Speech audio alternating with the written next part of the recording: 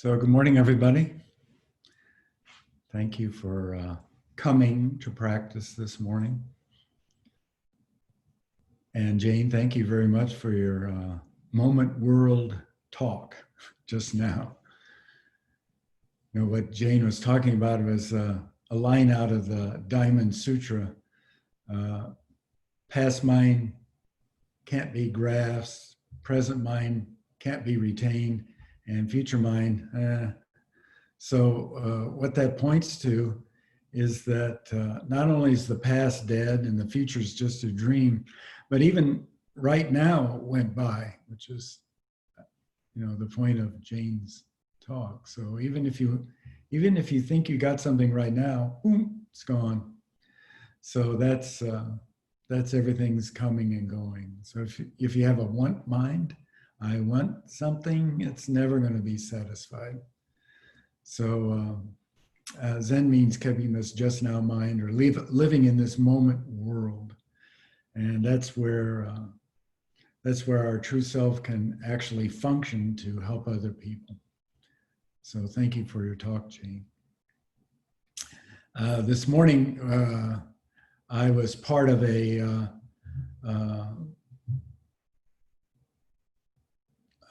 workshop online for the International Quantum School of Zen, the whole world's a single flower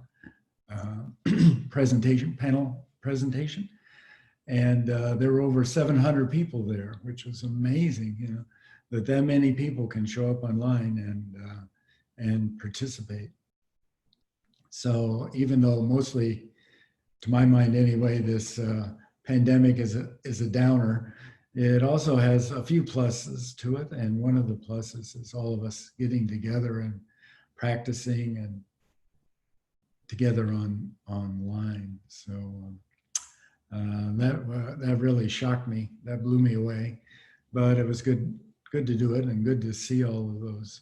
Well, you couldn't actually see them, but I could see all the panel members. So that was really good. We had a lot of great questions.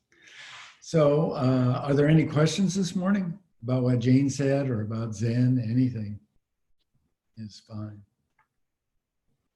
Any kind of questions? Good morning. This is Max Contact. Can you hear me? Yes, please, Mac, talk. Good.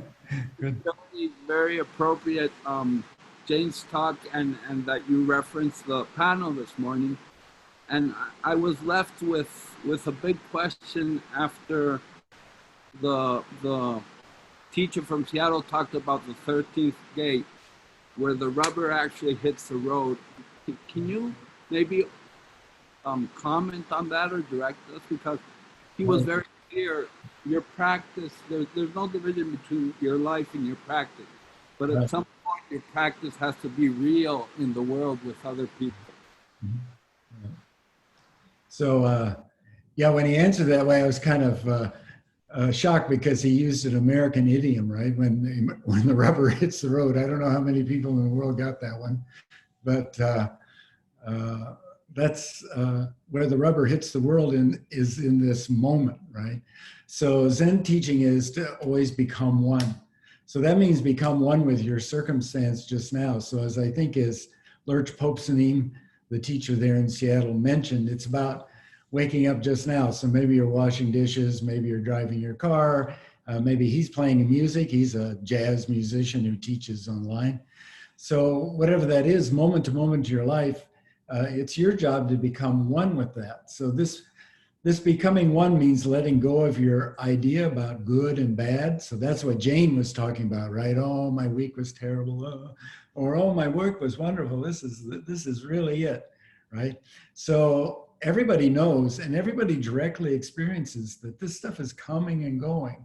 And yet we're still controlled by our like and dislike mind, right? Because we want something. So everybody wants something. Actually, that's where suffering comes from, said the Buddha, right? So Zen and Buddhism is kind of like counterintuitive, because usually we live in our like and our dislike mind. But actually what we're confronted with and where our real life is in this moment. So that's why Lurch Popesanim said this is where the rubber hits the road, because this is where you really This is where you really live, which is the meaning behind that saying. This is where it really happens. It happens in this moment.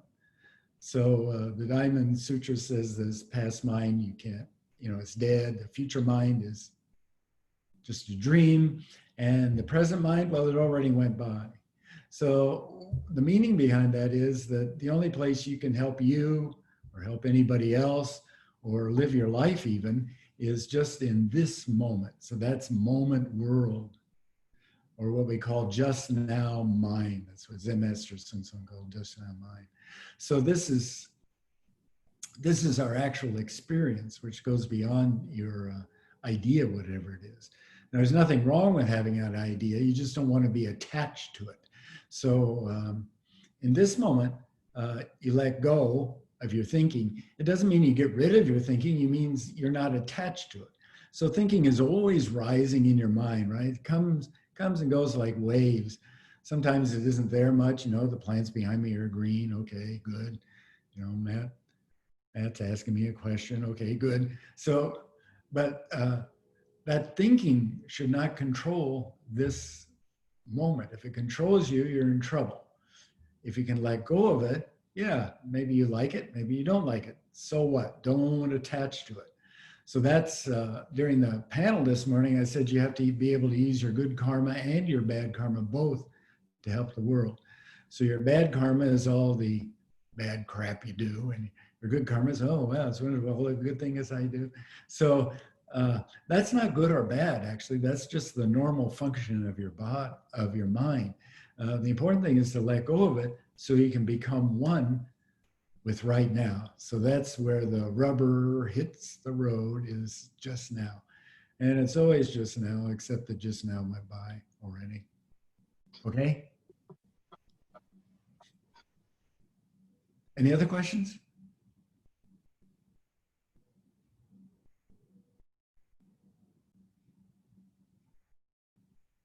If I could comment on that a little more. One thing that always struck me about Zen and attracted me to Zen is this heavy emphasis on direct experience. So it's not about somebody talking to God in a cave 3,000 years ago or something. It's about, what are you doing right now? And to wake up to this experience just now, and then doing it. So Zen Master's teaching was just do it, which was kind of historically humorous because that became the advertising motto for Nike shoes, right? But this phrase, just do it, originally it was a translation of a Chinese Taoist concept of Wu Wei, which means to just do something without attachment to the result. So this attachment to the result is what creates, oh, I had a bad week, or I had a really good week. So that's an expression of your attachment to either the past or the future. So fear would be like, if you fear something about the future, means you have an idea that something's going to happen that you're not going to like, right? Going to the dentist or meeting that brother that you didn't like for the last 30 years. So that's a kind of fear about the future, right? But if you can just let go of that, don't get rid of it, just let go of it, then you come back to just now. So just now you're thinking, just now you have a feeling you don't like it or you do like it. Those are all direct experiences. So that's what Zen is about, your direct experience just now.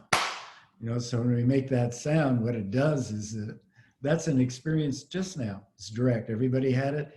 You didn't have to think about it. You didn't have to go to school to learn about it or read a sutra. You got it. So that's why Wang Po hits Lin Chi Zen Master over the head with a stick, or somebody, Matsu shouts, ah, real loud. So what it's pointing to is this moment mind, this just now mind.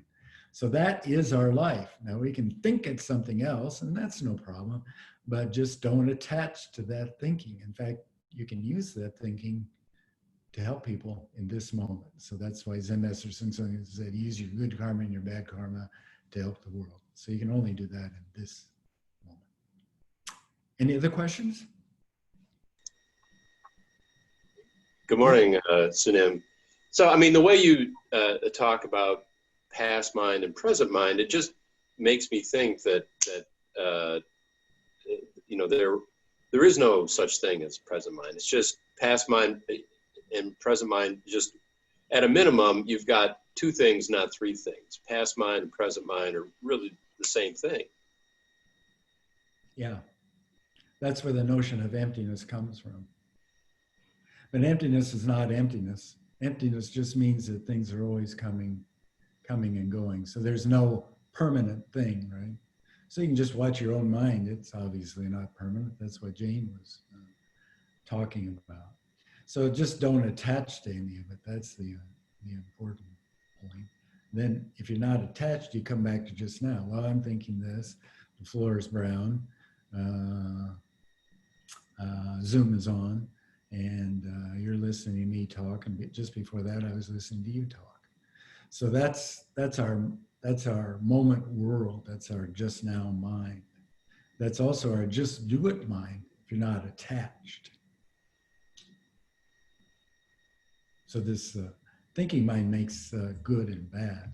And that's what leads to all the trouble and all the suffering. If you just are not controlled by it, then everything is just as it is. That means wake up. Okay? Okay, thank you. Yeah. Anyway, don't you and I and everybody else, we have a tendency to get attached to explanations, because we live in an explanation world. But actually, there is no explanation. It's about a direct experience of what's going on right now. And the explanation isn't going to help you. So that's why Zen Master Sung Sung always said, open your mouth is already a mistake. That goes for the questioner and the answer of the question. But we use these mistakes to help people. That's the idea, hopefully. Any other questions? Time for something else?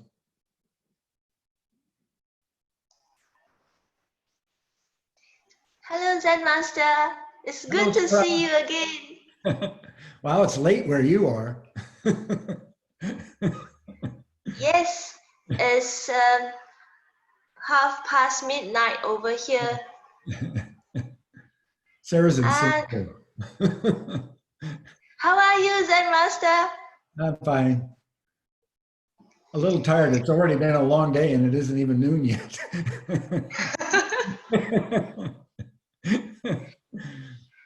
Just now, when you were talking about attachment, I had a slight kind of experience. I've been binge eating for a long time now. I don't know why I get hungry most of the time. And I cannot get rid of it. I have to eat all the time. And I can't sleep if I don't eat. Like I have to eat until I get very full. And suddenly, when you say that don't attach to your thinking, and when you were talking, I was like, okay, after this, I'm going to eat again. And when you say that, I say, okay, I don't attach to this thought. And suddenly I don't feel that hunger for that few minutes. And I was like, okay, maybe this is what it means. So I'm going to test it out whether it can last me before bedtime. Yeah, that's interesting because actually what you're experiencing is everything is created by mind alone, right? Even your desire for a snack. And then, well, there's Singapore snacks and there's Kansas snacks and there's Seattle snacks and there's Moscow snacks, right? So all of that is created by our mind, but actually there is no mind. The teaching of Zen is no mind. So that's just saying that all that stuff is like emptiness. So that's why you don't want to attach to it. Then it can't control you. So the problem with the thinking is it controls us and then it creates suffering. So if you can just let go of it, I mean, eating snacks is not good or bad, but if you're attached to it, then you're going to suffer somehow. You're either going to like it or you're going to not like it, right? And then that also affects everybody around you. It affects your parents, it affects your children, it affects your friends, that like and dislike mind. So it's very important just to let go of that. Then when you eat a snack, just eat a snack. When you're not eating the snack, just not eat the snack. Do what you're doing then. Then you're free. But this freedom isn't for you. This freedom is to be used to help the world. Okay? Thank you.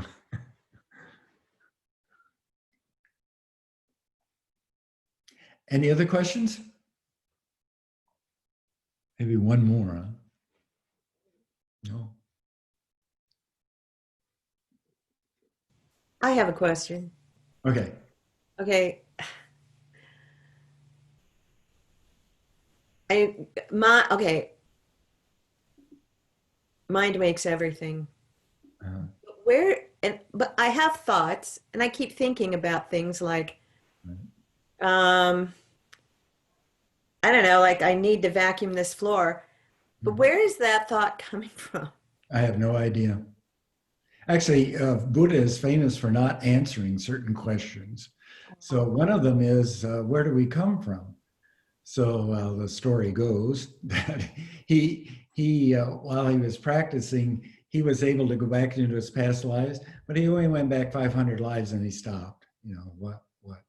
So that's one of those questions that ultimately he wouldn't answer. You know, so he just kept silence. Like, where do we come from? You know, it doesn't say. So you can say everything comes from mind, you know, it's a common Buddhist kind of thing. But where does mind come from? So no matter what you say, this is the old thing about open your mouth is already a mistake.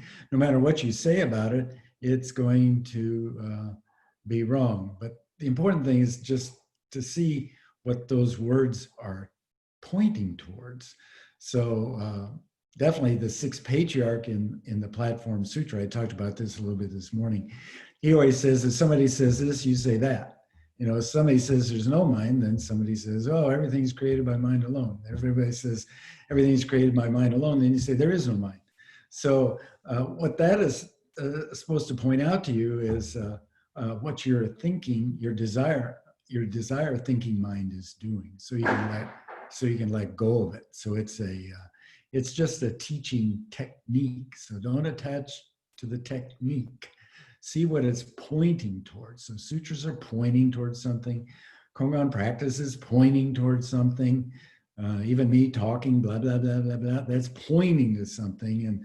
And the other parts of it are not important. It's important to directly experience what it's pointing towards. So even bad teaching words are instructive if you see what they're pointing towards. Because if you realize it's a mistake, you wake up to maybe what is correct.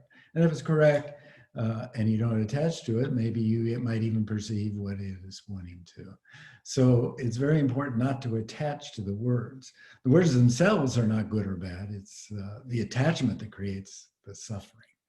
So I think it says in the Temple Rules, when the teacher talks, don't attach to what they're saying. Perceive the behind meaning, perceive what's being said. And that perception can only come from your own direct experience. Then it's yours. It's not somebody else's idea. And it's not even your own idea.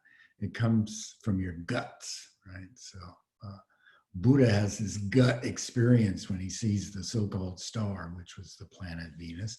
And if I go, ha! Or clap my hands, you also have an experience. That's your direct experience. So that's what Zen is pointing to, coming back to this moment and then using this experience of this moment to help the world. That's using your good karma and your bad karma to help the world. So I want to thank you all for coming together today and practicing together. That's really important because it's practicing with other people that creates this sangha, and this connectedness, which is actually the true goal of helping the world, right? It's about connecting to the world. So we're actually practicing connecting together, right? So this is great. Thank you for coming, and thank you for practicing, and thank you for supporting the Zen Center.